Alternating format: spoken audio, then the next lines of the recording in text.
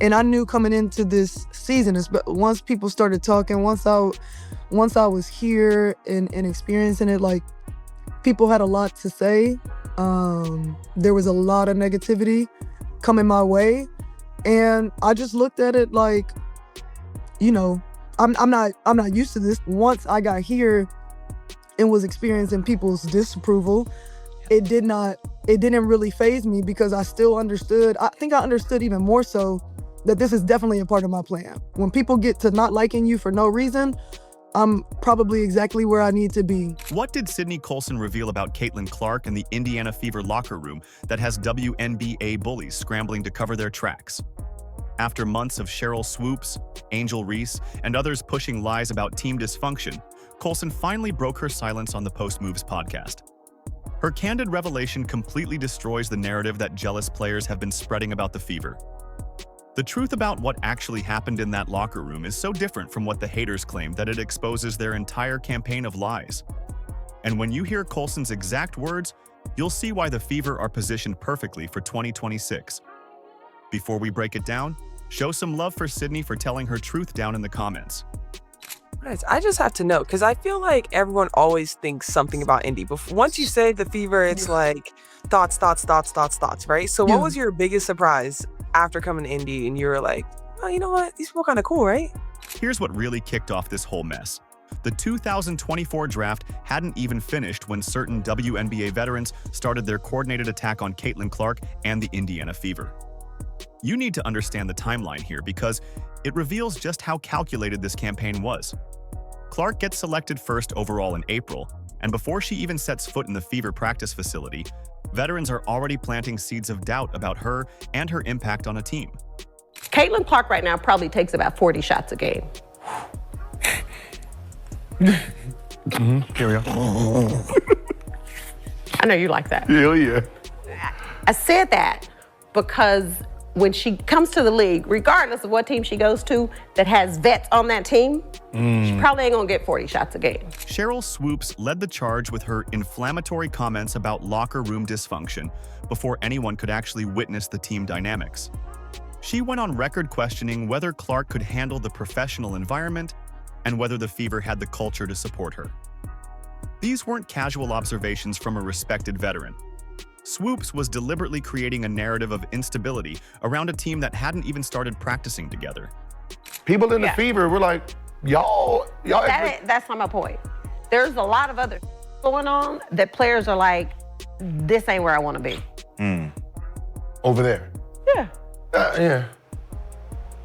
Some new shit going on around there. It's a lot. Yeah. So you have players that are very significant on this Indiana Fever team that are like, I don't want to be here. This is where I want to be. Yeah. Angel Reese and Aja Wilson jumped on board with their own version of character assassination. Reese made snide remarks in interviews about team chemistry, suggesting that individual success doesn't translate to professional team building. Wilson followed up with her own pointed comments about Clark being too overhyped and overshadowing the progress made by WNBA veterans, even hinting at racial undertones. Their timing was surgical.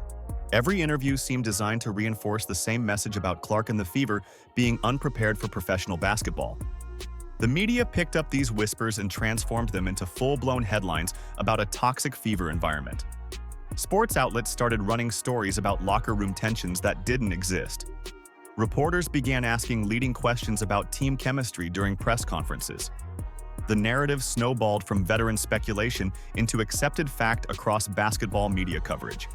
Aja Wilson is her name. Quote, "It doesn't matter what we all do as black women, we're still going to be swept underneath the rug.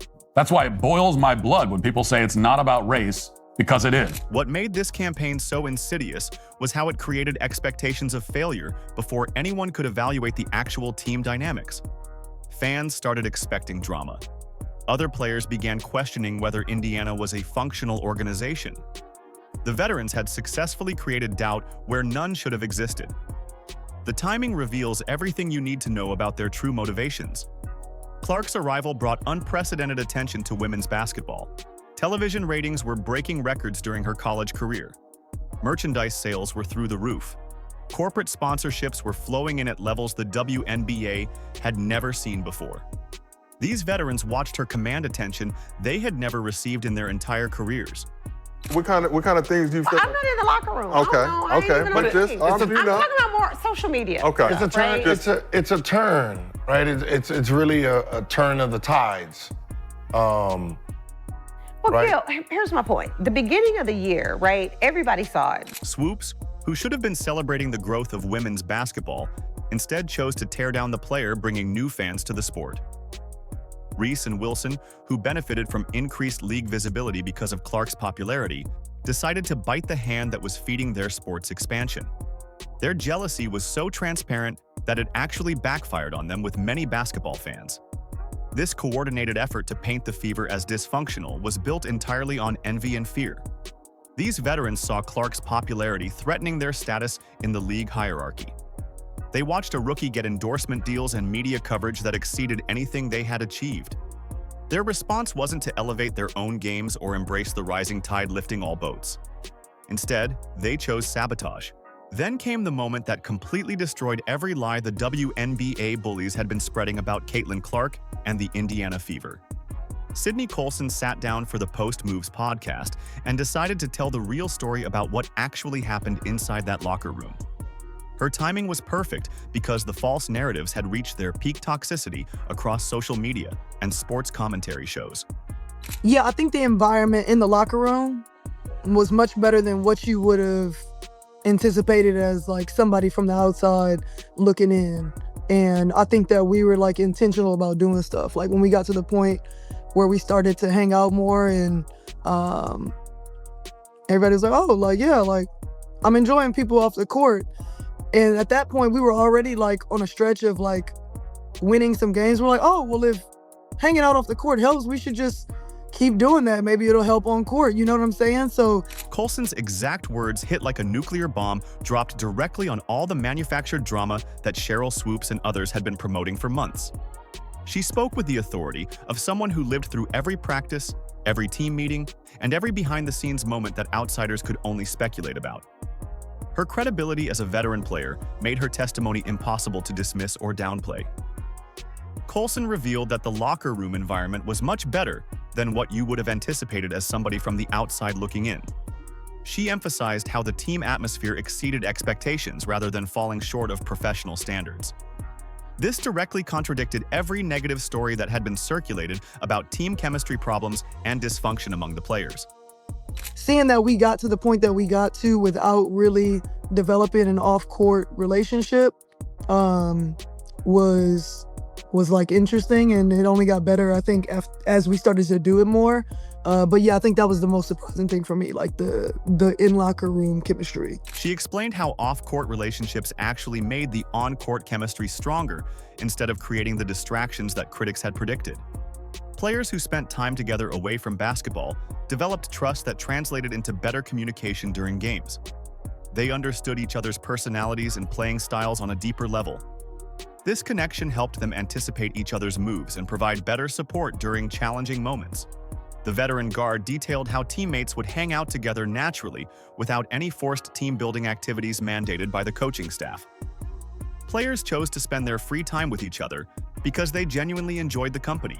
They would grab meals together after practice sessions. They would check in on each other during off days. These organic relationships created a foundation for success that couldn't be manufactured through corporate team-building exercises. So I look at my story sometimes and I'm like, damn, like, why did it have to go down like this? But then I look at it like at my age now, and I'm like, I'm really glad that it did, because it made me tougher. It made me, I think, a more even like compassionate teammate. I think I already was one, but now I look at like everybody's value as important. This wasn't some PR spin designed to protect the franchise's reputation or help with future free agent recruitment. Colson was a veteran player with nothing to gain by lying about team dynamics to make the organization look better. She had already established her career and reputation in the league. Her honest assessment carried weight because she had no ulterior motives for painting a rosier picture than reality. Colson detailed how the team reached early success levels without forced relationships, then got even better as those bonds deepened throughout the season. The initial chemistry allowed them to compete effectively right away. But as players got to know each other better personally, Their basketball connection improved even more. They started finishing each other's plays. They communicated more effectively on defense. They celebrated each other's successes with genuine enthusiasm. How was that ability to kind of switch your mindset from, okay, I'm this leader, I'm going to play on the court, I'm going to lead by example, I'm going to do all these things, to now I have a different role? Because that was the hardest for me, where I knew it was the end. I did. And I knew that that was kind of going to be the last time. And to be able to kind of go away for a little bit and then come back and switch into that leadership where it's good, back to what the team needs and things like that, because that had to be hard, because you are funny and you do make light of a lot of situations, but that was heavy to have to go through an injury like that. Her leadership during rehabilitation from the ACL injury showed younger players what real mentorship looks like in professional basketball. Colson stayed engaged with team activities despite being unable to play. She offered guidance to teammates who were taking on increased roles. She helped maintain team morale during difficult stretches. This wasn't the fake drama that outsiders had imagined would tear the team apart. It was just another one of those things. Like, I look at it as, like, I'm telling you about me getting cut, what my journey has been, all of that, like little injuries along the way. I just look at it as another thing where I had to trust that what I'm going through is still part of God's plan for me. The veteran's presence during recovery demonstrated how experienced players should handle adversity in ways that strengthen rather than divide a locker room. She used her injury as a teaching moment for younger teammates about persistence and maintaining a positive attitude. Her approach showed rookies how to support each other through challenges.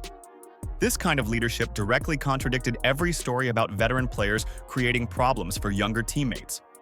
Colson's honest assessment completely obliterated every false claim about Fever dysfunction that had been spread by jealous competitors and their media allies. Her first-hand account revealed the truth about a team that had actually built something special together. The chemistry was real.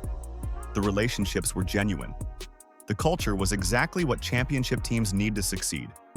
The veterans' words proved that jealous critics had been making up stories about a team they knew absolutely nothing about from personal experience. I'm the kind of person that I experience people for myself. I don't just listen to things that other people say. I'll have stuff in mind, of course. I think it would be silly to not, keep in mind what you've heard, but I have to experience what I have to experience, and being on this team, it was definitely a good time. While the haters were busy spreading lies, something completely different was building in Indianapolis. The actual Fever players were forming bonds that would shock anyone who believed the outside noise about dysfunction and drama. From the very first team meetings, veterans and rookies started connecting on a level that went far beyond just basketball strategy.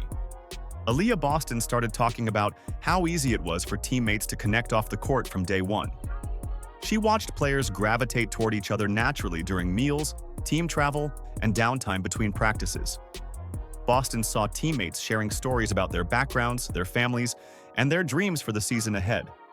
These weren't forced team-building exercises mandated by coaching staff.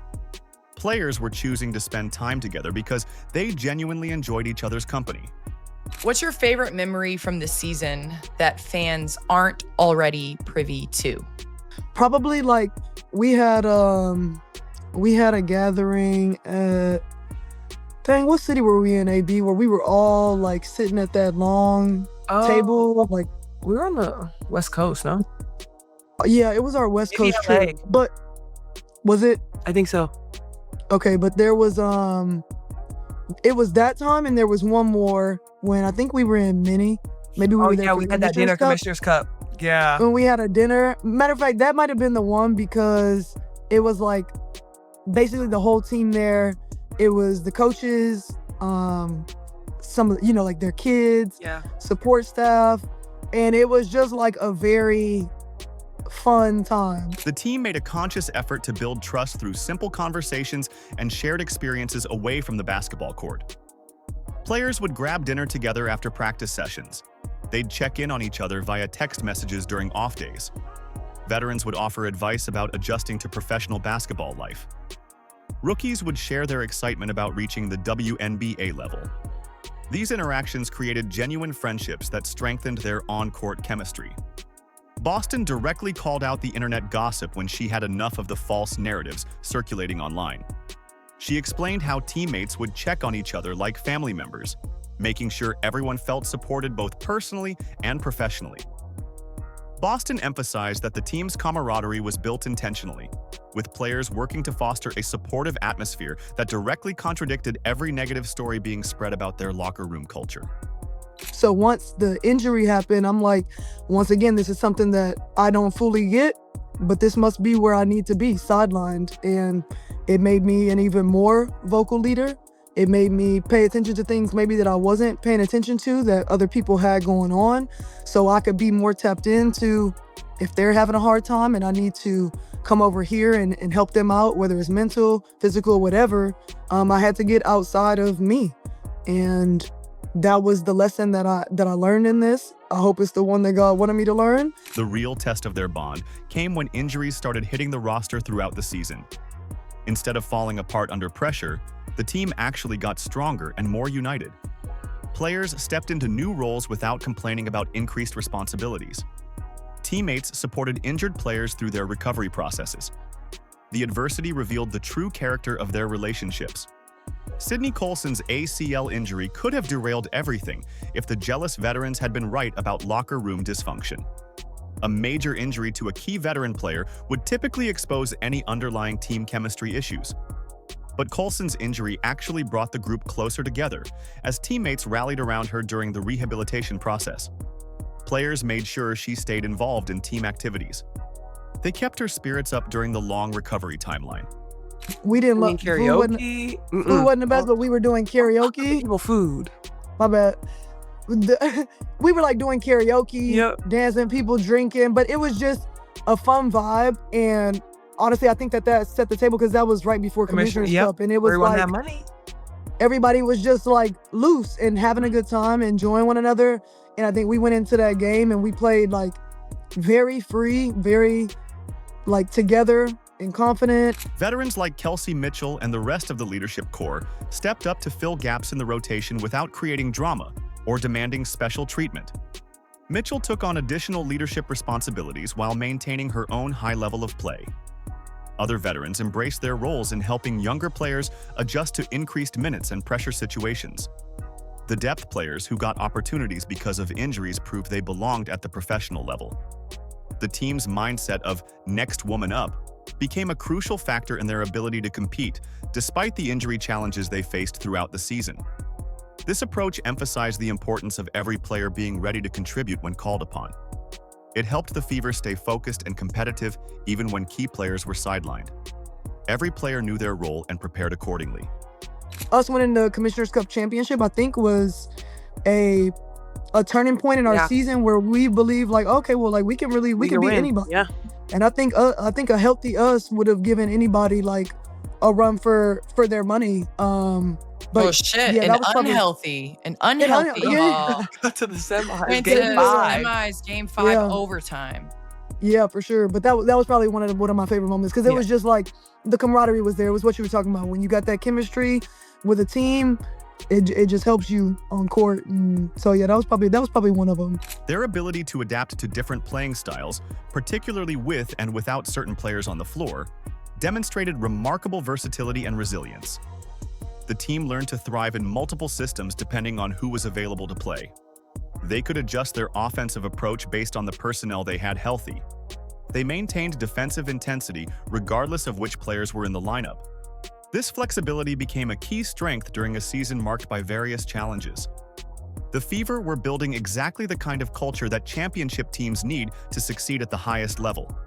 Players trusted each other completely. Veterans mentored younger teammates effectively. Everyone bought into their roles for the greater good of the team. The chemistry they developed translated directly into improved performance on the basketball court. This wasn't the broken locker room the jealous veterans had claimed would destroy Caitlin Clark and derail the franchise's future plans. Now that the truth is out, you can see exactly why Indiana is positioned to dominate the league's future. The veteran leadership core that Colson helped build isn't going anywhere. It's getting stronger with each passing season. These players know how to handle adversity together. Caitlin Clark gets to develop in an environment that's already proven it can handle pressure and outside noise. She doesn't have to worry about locker room drama or veteran players undermining her success. The foundation is already there. This team culture can survive injuries, media attacks, and jealous competitors trying to tear it down. They've been tested and they passed every challenge thrown at them. Before we break it down, show some love for Sydney for telling her truth down in the comments. Like, subscribe, and turn on all notifications so you never miss out.